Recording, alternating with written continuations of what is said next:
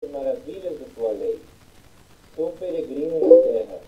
Não escondas de mim os teus mandamentos. Consumida está minha alma por desejar incessantemente os teus juízos. Increpados e soberbos, os malditos que se desviam dos teus mandamentos. Tira de sobre mim o opróbrio e o desprezo, pois tenho guardado os teus testemunhos. Assentaram-se príncipes e falaram contra mim, mas o teu servo considerou nos teus decretos.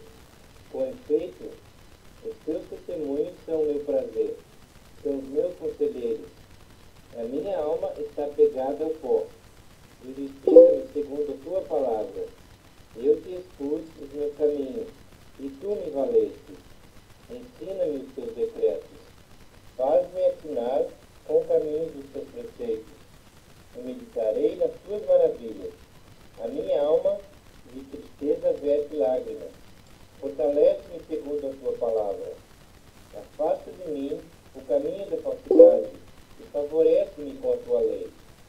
Escolhi o caminho da fidelidade, decidi-me pelos teus juízos.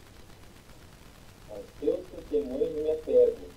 Não permita, Senhor, seja eu envergonhado. Percorrerei o caminho dos teus mandamentos, quando me alegrares o coração. Ensina-me, Senhor, o caminho dos teus decretos, e os seguirei até ao fim. Dá-me entendimento, e guardarei a tua lei. De todo o coração a cumprirei. Guia-me pela vereda dos teus mandamentos, pois nela me compraste. Inclina-me o coração aos teus testemunhos, e não a cobiça. Desvia os meus olhos para que não vejam a vaidade, e vivifica-me no teu caminho. Confirma ao teu servo a tua promessa, feita aos que te temem. Afasta de mim o opróbrio, que temo, porque os teus juízos são bons.